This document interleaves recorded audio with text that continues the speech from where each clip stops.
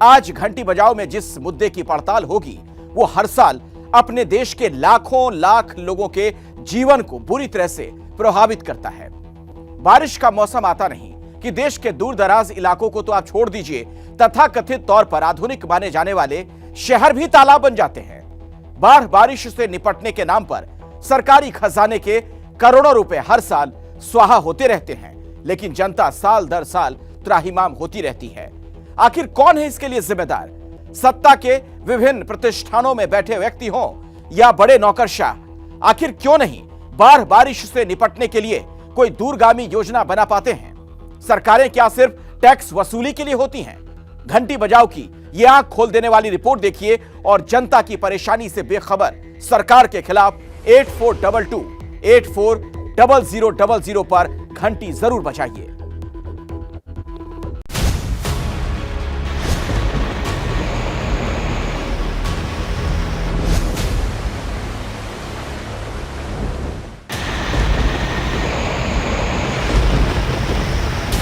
लहरों से लड़ती जिंदगियां,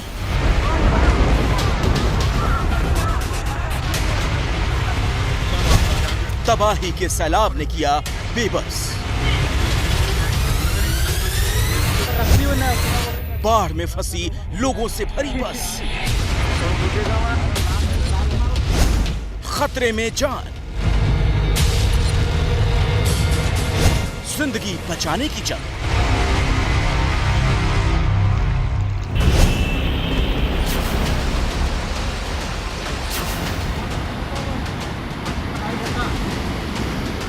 देश में उत्तर से दक्षिण और पूरब से पश्चिम तक मचा है बाढ़ से हाहाकार।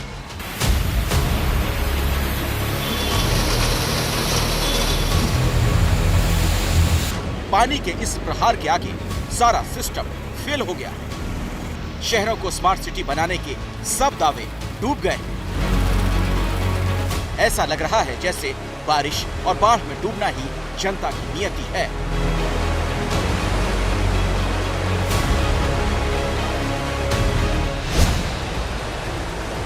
गुजरात के नवसारी में पानी में डूबी ये कॉलोनी, या महाराष्ट्र के कल्याण में नाले किनारे बनी ये बस्ती। हर तरफ तबाही की बाढ़। लेकिन ये सिर्फ कुदरत का कहर नहीं, ये उन सरकारों और प्रशासकों की नाकामी है जिन्हें जमीन पर उतरकर काम करना चाहिए था। मॉनसून से पहले तैयारी करनी चाहिए थी। शहरों में पानी के निकलने की व्यवस्था करनी चाहिए थी, लेकिन पूरा सिस्टम जनता को उसके हाल पर छोड़कर सोता रहा। इसीलिए देखिए, सिर्फ आधे घंटे की बारिश में उत्तराखंड का रुड़की इटली के वेनिस की तरह द सिटी ऑफ कैनाल्स बन गया। इस शहर का ये हाल तब है जब दावा किया जाता है कि लाखों रुपए खर्च करके यहाँ नालों की सफाई की गई, लेकिन जनता पूछ रही है, अगर नाले साफ हुए थे तो फिर गलियों में इतना पानी कैसे भर गया?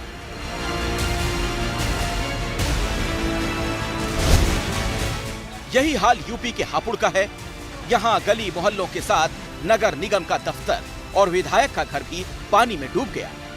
लोगों का कहना है कि प्रशासन की लापरवाही की सजा पूरा शहर भुगत रहा है। रोज पानी भरता है, नालों की सफाई नहीं होती है। कहाँ होती है सफाई? तो ऊपर अधिकारियों से आपने शिकायत तो नहीं करी है, लेकिन सबको मालूम है यहाँ पानी भरता है, सब लोग देखते हैं। पूरा रोड है, रोड से पूरा। शहरों में नालों का गंदा पानी भर रहा है तो नदी किनारे बसे इलाकों में पानी का प्रचंड वेग और ज्यादा मुसीबत लेकर आ रहा है। महाराष्ट्र के पालघर में पानी के कारण कई गांवों का संपर्क टूट चुका है। यहाँ लगातार हो रही बारिश के कारण वैतरणा नदी उफान पर है और नदी में आए इस उफान के कारण लोगों की जान खतरे में है। देखिए किस तरह पानी के तेज बहाव के बीच एक बच्ची टायर के ट्यूब के सहारे यहाँ से निकलने की कोशिश कर रही है।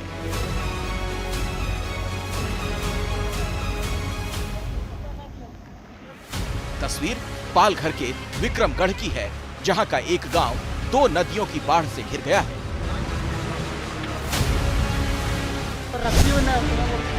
महाराष्ट्र के ही चंद्रपुर में बाढ़ की और खौफनाक तस्वीर देखने को मिली।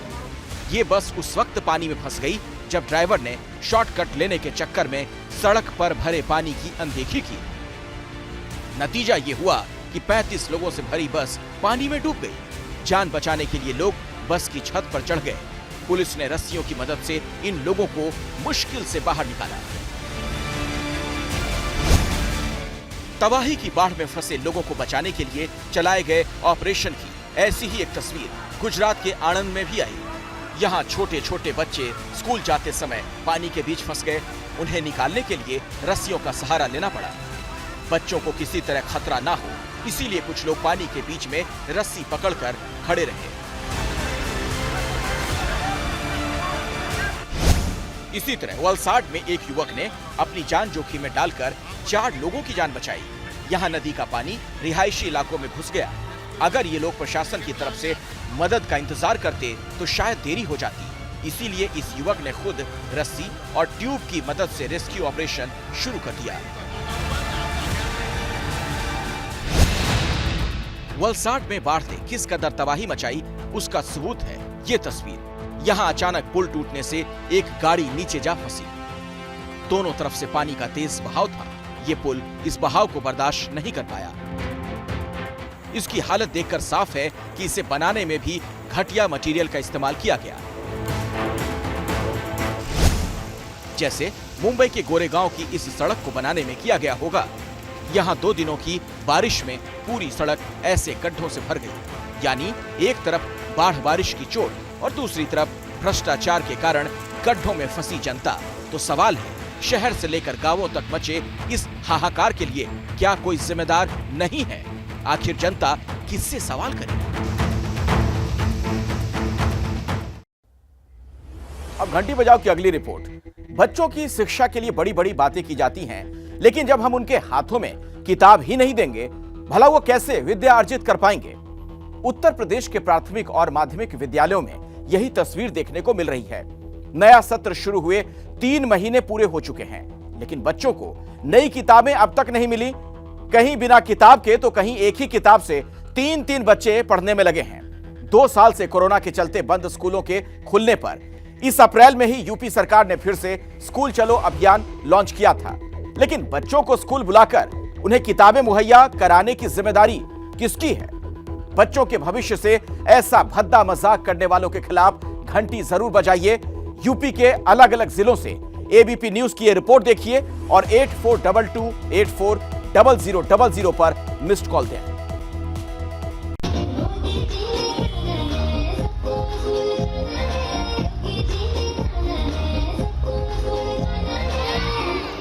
चौथा महीना चल रहा है, लेकिन अभी भी हमारे नौनिहालों को किताबें नहीं नसीब हुई हैं।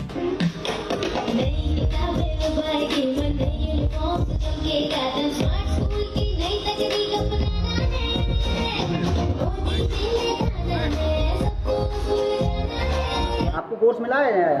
नहीं मिला, पुरानी किताबों को पढ़ते हैं। एक किताबों में कितने लोग पढ़ते हो आप लोग? टीचर्स हैं वो यहाँ पर ब्लैक बोर्ड पर लिखकर बच्चों की पढ़ाई करा देते हैं, लेकिन जो बच्चे घर जाते हैं जिनके पास किताबें नहीं होती, वो बिना किताब के कैसे पढ़ाई कर पाते होंगे, इसका अंदाज़ा खुद ही लगाया जा सकता है।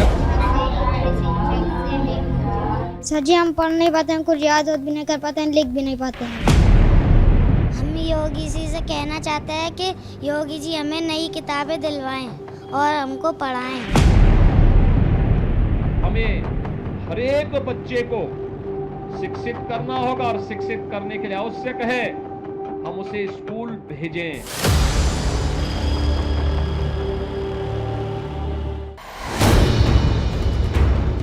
नन्हे धीरज ने उत्तर प्रदेश के मुख्यमंत्री योगी आदित्यनाथ से पढ़ाई के लिए किताबें मांगी हैं और धीरज समेत पूरे यूपी के कई बच्चे एक ही जैसी मुश्किलों का सामना कर रहे हैं। जबकि 3 महीने पहले स्कूल का सत्र शुरू होने पर स्कूल चलो अभियान लॉन्च करते हुए हर घर हर परिवार से बच्चों को स्कूल भेजने की अपील कर रहे थे सीएम योगी। बहुत सारे बच्चे होंगे जो 2 वर्ष के अंदर स्कूल का मुंह न देखे हों और अब स्कूल जाने में उनको थोड़ा आलस आ रही हो, और इसलिए तय किया गया कि हमें फिर से स्कूल चलो अभियान के कार्यक्रम के साथ हर एक बच्चे को जोड़ना होगा।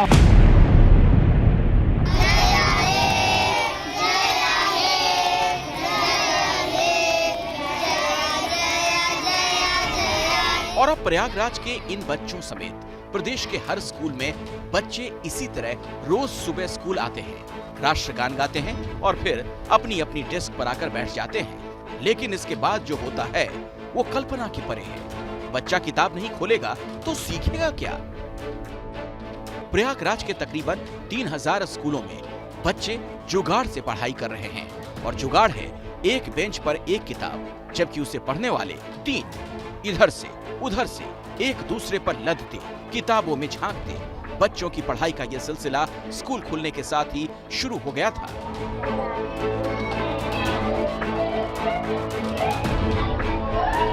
जो क्लास टीचर हैं, जो टीचर्स हैं, वो यहाँ पर ब्लैक बोर्ड पर लिखकर बच्चों की पढ़ाई करा देते हैं, लेकिन जो बच्चे घर जाते हैं जिनके पास किताबें नहीं होती, वो बिना किताब के कैसे पढ़ाई कर पाते होंगे, इसका अंदाज़ा खुद ही लगाया जा सकता है, खुद ही समझा जा सकता है। बिना किताब के कैसे पढ़ाई कर पाते हैं आप? क्या दिक्कतें आती हैं?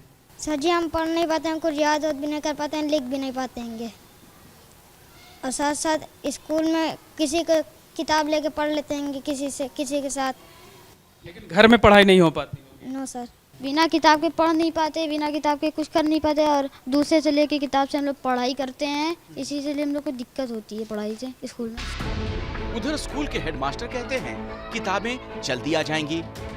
हमारे जिला बेसिक शिक्षा अधिकारी का एक यूट्यूब सेशन था जिसमें उनके द्वारा हमें ये जानकारी दी गई कि विद्यालय में किताबें लगभग अगले हफ्ते तक पहुंच जाएगी, क्योंकि किताबें यहाँ आ चुका है, यहाँ आ गया है और उसका सत्यापन भी हो चुका है, और वो बीआरसी द्वारा प्रत्येक विद्यालय को किताबें अगले हफ्ते तक पहुंचा दी जाएंगी।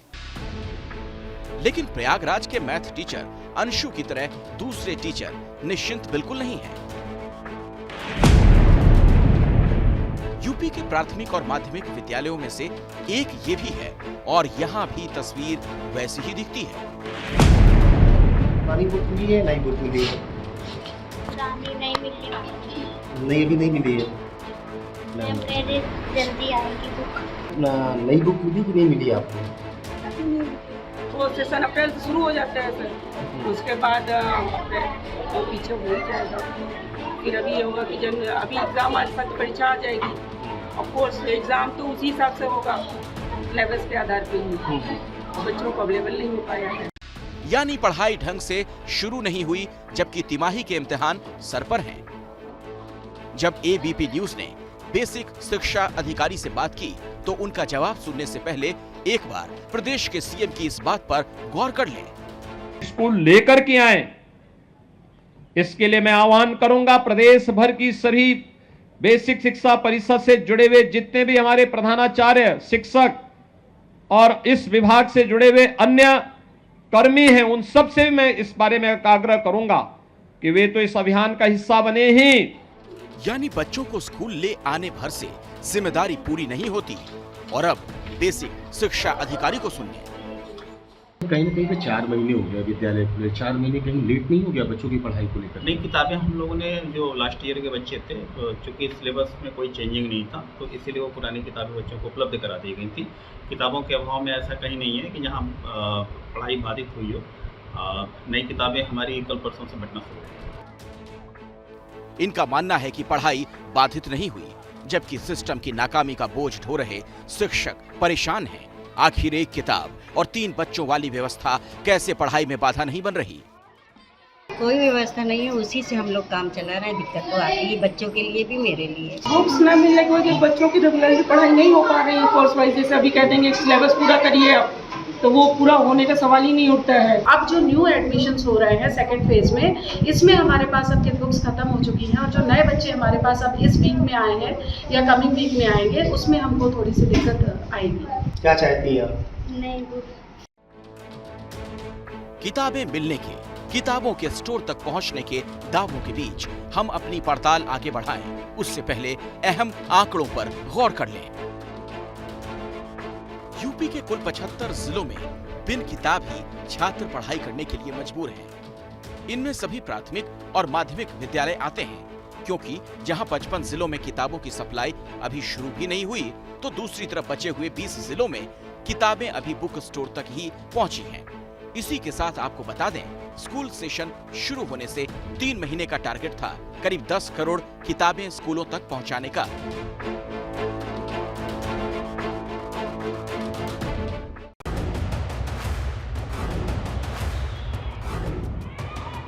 अब एक और कमाल देखिए फिरोजाबाद से। पास आउट हो चुके छात्रों की एक किताब से 3-3 बच्चों को पढ़ाने का जो जुगाड़ किया जा रहा है, वो भी यहाँ फेल है। सबसे पहले तिलक नगर में मौजूद प्राथमिक विद्यालय की प्रधान अध्यापिका को सुनिए। 2 वाले 3 में आए हैं तो 3 वाले जो 4 में पहुंचे वो 3 वाले किताब 3 को दिलवा देते हैं। इस प्रकार हम बच्चों को दिलवा के बच्चों का काम चला रहे हैं। कुछ पुराना भी कोर्स था क्या? पुराना नहीं था, थोड़ी हिंदी मीडियम की मिली थी, उन्हीं किताबों को दे दिया था। हमारा स्कूल इंग्लिश मीडियम है। यानी महीने भर से ज्यादा हो गया है इंग्लिश मीडियम स्कूल के छात्र नई किताब की पढ़ाई हिंदी मीडियम की किताबों से कर रहे हैं। इसका मतलब समझते हैं आप? अंग्रेजी के शब्द CELL सेल के लिए हिंदी की किताबों में कोशिका लिखा होता है। मैथ की क्लास में पढ़ाया ट्रायंगल के बारे में जाएगा, किताब में त्रिकोण लिखा होगा। ये जो पढ़ रहे हो ये नई है पुरानी किताब है? पुरानी नई नहीं मिली है अभी नहीं। नई किताबें मिली हैं आपको? पुरानी। आपको कोर्स मिला है? नहीं अभी नहीं मिला, पुरानी किताबें। और अब रुख करते हैं प्रतापगढ़ का।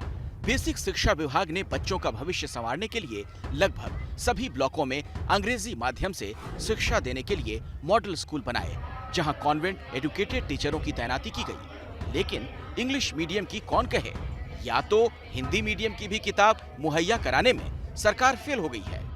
एक किताबों में कितने लोग पढ़ते हो आप लोग? सरकार नारा देती है कि पढ़ेगा इंडिया तो बढ़ेगा इंडिया, लेकिन सवाल यही खड़ा हो रहा है कि 4था महीना चल रहा है, लेकिन अभी भी हमारे नौनिहालों को किताबें नहीं नसीब हुई हैं। किताबें स्कूल तक ही नहीं पहुंची हैं। हम योगी जी से कहना चाहते हैं कि योगी जी हमें नई किताबें दिलवाएं और हमको पढ़ाएं। और यूपी के बलरामपुर में भी वही हाल। सीनियर बच्चों के पास आउट होने के बाद किताबें जमा करवाई गईं, जिनसे पिछले 3 महीनों से पढ़ाई हो रही है। हमने आपको यूपी के 5 जिलों में बच्चों से हो रहे मजाक की कहानी दिखाई। जब हमने बेसिक शिक्षा मंत्री से इस बारे में पूछा तो उन्होंने इसके लिए चुनावों को कारण बता डाला कि इस बार क्योंकि चुनाव का वर्ष भी था और आचार संहिता भी लगी हुई थी, इसलिए जो पूरा टेंडर का प्रोसेस था वो थोड़ा सा विलंब हुआ। उसमें बात की चुनाव आचार संहिता की, नया सत्र जो था वो तो पहले से घोषित है, कब तक शुरू होगा? मैंने कहा जैसे कि टेंडर की प्रक्रिया में थोड़ी सी विलंब हो गई, उसमें जो टेंडर में टेक्निकल्स और सारी चीज़ें होती है उसमें थोड़े से फेरबदल करने पड़े थे, इसलिए टेंडर की प्रक्रिया में थोड़ा सा विलंब हुआ था। अब अगली रिपोर्ट आप देखिए। यूपी के स्वास्थ्य विभाग में तबादले का विवाद बढ़ता जा रहा है। मुख्यमंत्री ने मामले की जांच के आदेश दिए। इस बीच प्रांतीय चिकित्सा सेवा संघ के महामंत्री डॉक्टर अमित सिंह ने आरोप लगा दिया कि तबादले में नियमों की अनदेखी की गई। घपले घोटाले तक का आरोप लग रहा है। कल स्वास्थ्य विभाग के कर्मचारी लखनऊ में स्वास्थ्य निदेशालय के बाहर प्रदर्शन भी करने वाले हैं। उत्तर प्रदेश के लखीमपुर खीरी के इस जिला अस्पताल में मरीज परेशान हैं। उनकी शिकायत है यहाँ इलाज के लिए डॉक्टर नहीं मिलते। बहुत सी दिक्कतें आ रही हैं सर। क्या दिक्कतें आ रही हैं? दिक्कतें क्या आ रही है, करवा के लाए हैं, अभी 2 बजा नहीं है, कोई डॉक्टर है नहीं। अस्पताल का कहना है यहाँ पहले से ही डॉक्टरों की कमी थी। अभी 7 डॉक्टरों का ट्रांसफर कर दिया गया, इस वजह से दिक्कत और बढ़ गई। ENT सर्जन हमारे यहाँ कोई नहीं है इस समय।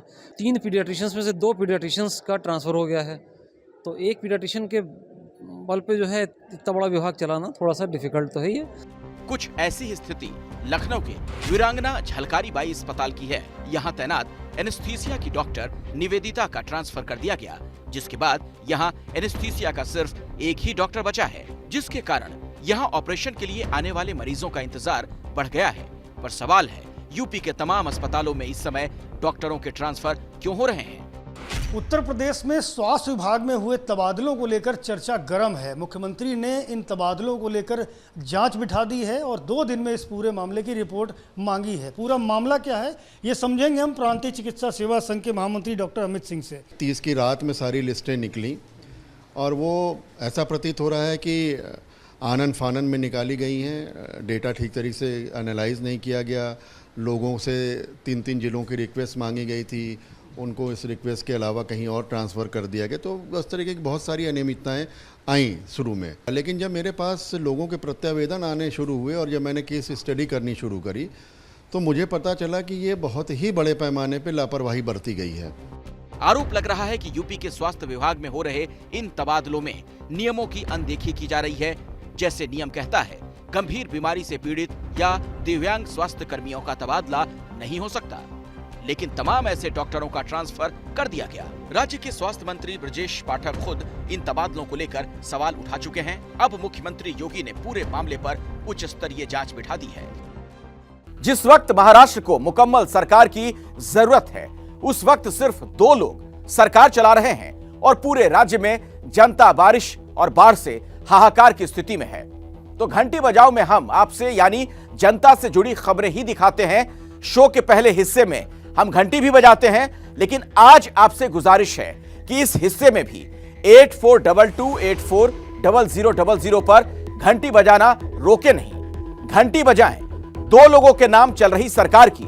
महाराष्ट्र की सरकार में इस वक्त सिर्फ मुख्यमंत्री और उप मुख्यमंत्री हैं। बाकी मंत्रियों की नियुक्ति सिर्फ और सिर्फ राजनीतिक वजहों से तो रुकी हुई है। क्या इसीलिए दिए जाते हैं वोट? क्या इसीलिए बनाई जाती है सरकारें कि जब जरूरत हो तो राजनीतिक वजहों से सरकार ही मंत्रालय में मौजूद ना हो?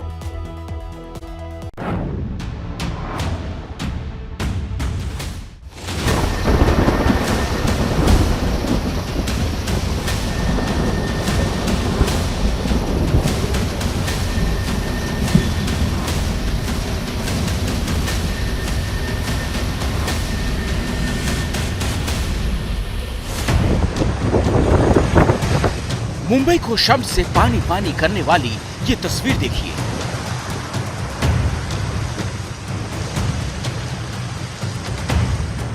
अब इस सड़क का नाम जान लीजिए। इस सड़क का नाम है मंत्रालय रोड।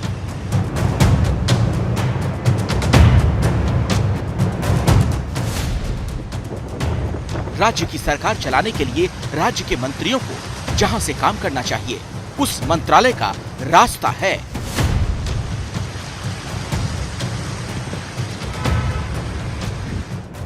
और हकीकत ये कि मंत्रियों की बहाली ना होने की वजह से खुद मंत्रालय तो खाली है, लेकिन उस तरफ जाने वाला रास्ता भरा हुआ है। शर्म से डुबोने वाला चुल्लू भर पानी नहीं, बल्कि कर्तव्य नहीं निभाने वाली सरकार को शर्मसार करने वाला पानी पानी।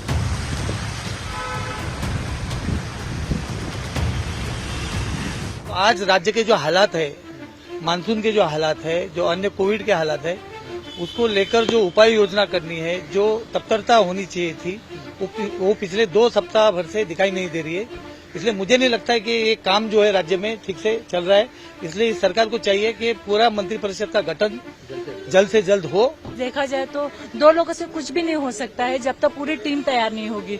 बारिश का मसला हो गया, अभी बारिश शुरुआती हुई है और मुंबई आधी डूब चुकी है। बारिश 2-3-4 दिन से बहुत बढ़ चुकी है, उसमें तो कोई इंटरफेयर नहीं कर रहा है। बेरोजगारी है, महंगाई हो चुकी है, तो 2 लोग कैसे पूरा कवर कर सकते हैं? तो पूरी टीम चाहिए उसके लिए। महाराष्ट्र की सरकार में इस वक्त मुख्यमंत्री हैं और उनके अलावा एक उप मुख्यमंत्री हैं। बाकी किसी मंत्री की बहाली क्यों नहीं हुई?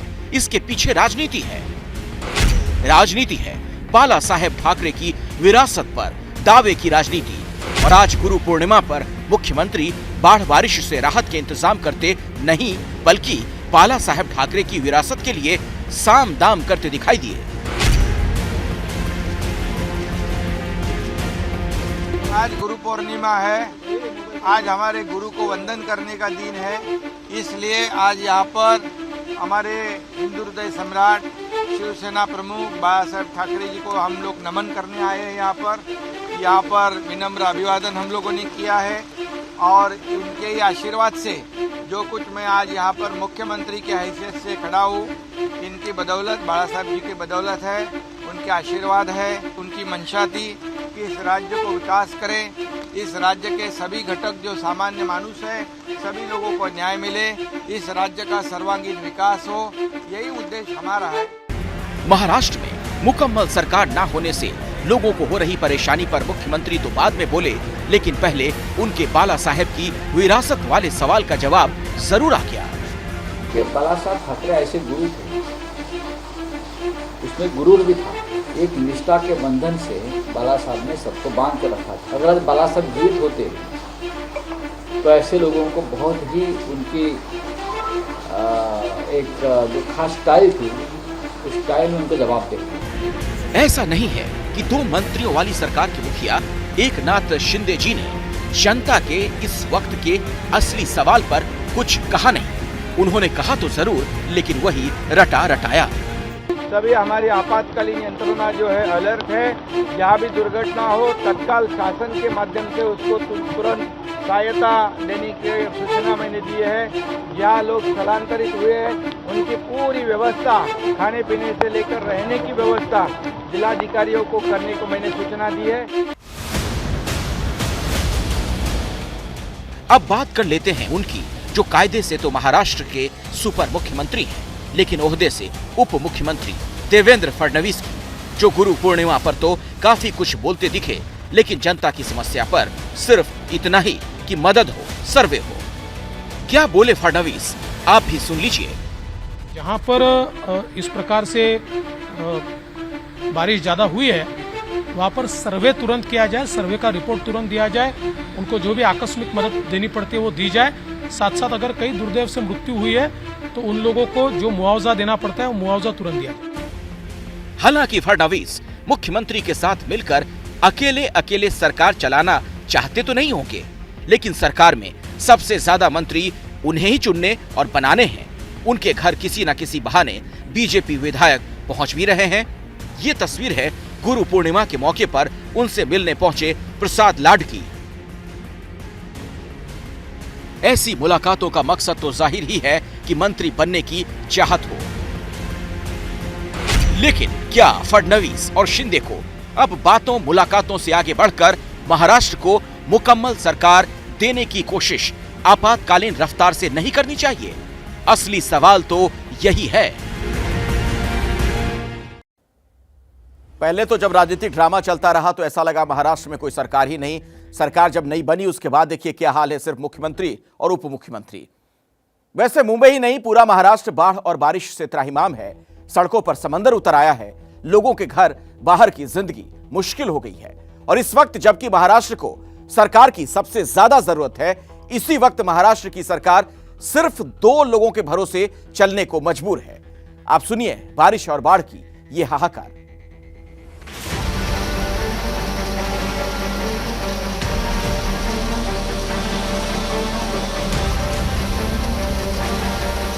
मुंबई ही नहीं, पूरा महाराष्ट्र बाढ़ और बारिश से त्राहिमाम है।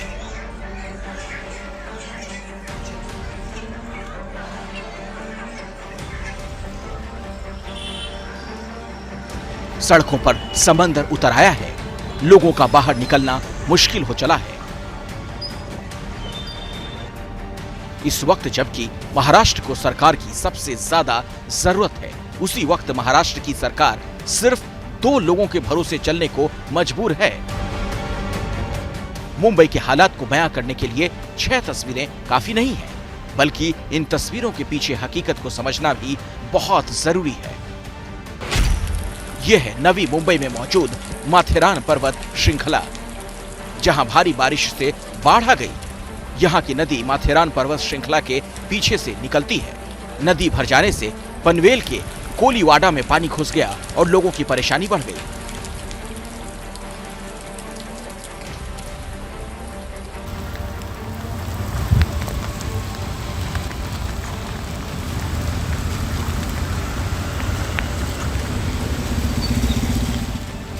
ये हैं तस्वीरें पिछले 3 दिनों से मूसलाधार बारिश की वजह से मुंबई के रास्तों में पैदा हुए गड्ढों की।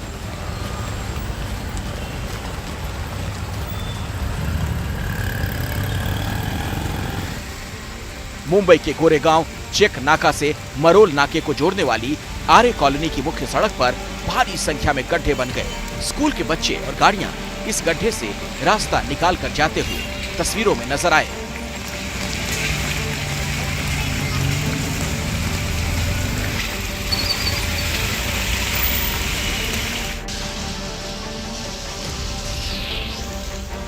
ये तस्वीरें हैं मुंबई के आर्य कॉलोनी की, जहां पूरा इलाका नदी की तरह बहता दिखाई दे रहा है।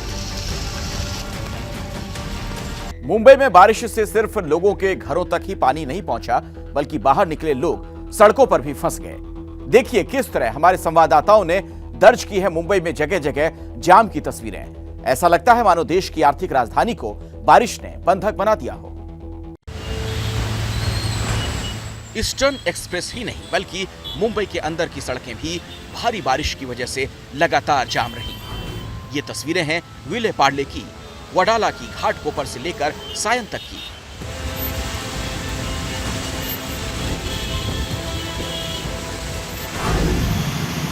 मुंबई में कुछ घंटों से लगातार बारिश हो रही है।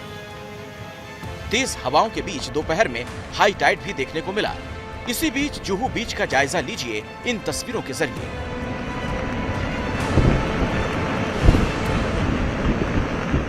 मैं इस वक्त पश्चिम मुंबई का सबसे पसंदीदा जगह जुहू बीच पर यहाँ मौजूद हूँ। हम यहाँ पर देख सकते हैं कि बारिश का जोर काफी है।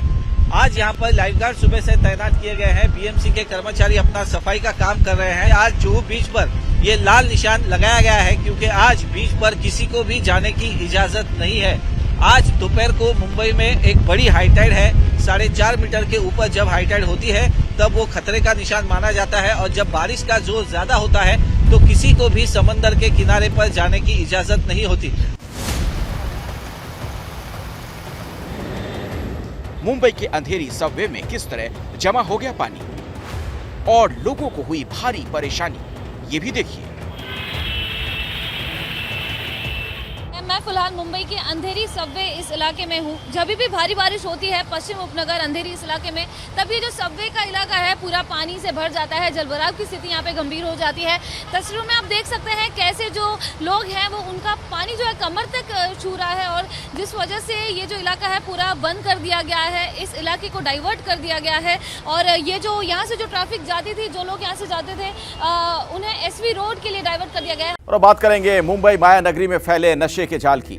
सुशांत सिंह सुसाइड मामले में आज नारकोटिक्स कंट्रोल ब्यूरो ने जो चार्जशीट का मसौदा दाखिल किया, उसमें सुशांत सिंह को नशे का सामान मुहैया कराने का आरोप लगाया गया है उनकी गर्लफ्रेंड रिया चक्रवर्ती पर।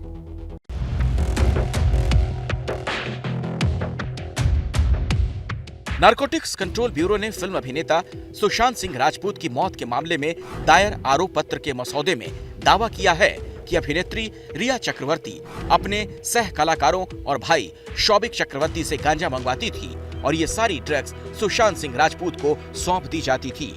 एनसीबी ने 35 आरोपियों के खिलाफ पिछले महीने एनडीपीएस एक्ट के तहत अदालत में आरोप पत्र का मसौदा तैयार किया था। उसके मुताबिक 2020 मार्च से लेकर उसी साल दिसंबर के बीच सभी आरोपी आपराधिक साजिश का हिस्सा थे। इन सभी ने उस दौरान हाई सोसाइटी और बॉलीवुड को बिना किसी वैध लाइसेंस के ड्रग्स बेचे थे। आरोप पत्र में कहा गया है कि आरोपी नंबर 10 रिया चक्रवर्ती को गांजे के कई packet Samuel Miranda, Deepesh Sawant आदि से मिले थे। रिया इनके लिए पैसे देने का काम शौबिक और अभिनेता सुशांत के जरिए किया करती थी। इसमें बताया गया है कि रिया का भाई शौबिक नियमित रूप से ड्रग्स पेडलरों के संपर्क में था। उसके जरिए गांजा, हशीश या चरस के ऑर्डर दिए जाते थे। बाद में ये सारे ड्रग्स सुशांत को दिए जाते थे। सुशांत सिंह राजपूत 14 जून 2020 को बांद्रा में अपने घर पर मृत पाए गए थे। इसी मामले की जांच सीबीआई कर रही है। इस केस की ईडी और एनसीबी ने भी अलग अलग जांच की थी। सुशांत की गर्लफ्रेंड रिया को इस केस में सितंबर 2020 में गिरफ्तार किया गया था। हालांकि 1 महीने जेल में बिताने के बाद बॉम्बे हाईकोर्ट ने उन्हें जमानत दे दी थी। इस केस में उनके भाई शौबिक और कई अन्य लोगों को भी गिरफ्तार किया गया था। इन सभी से पूछताछ भी की गई थी। हालांकि अब इनमें से ज्यादातर जमानत पर बाहर हैं।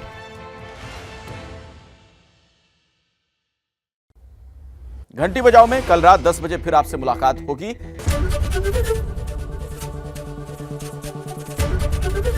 एबीपी न्यूज आपको रखे आगे।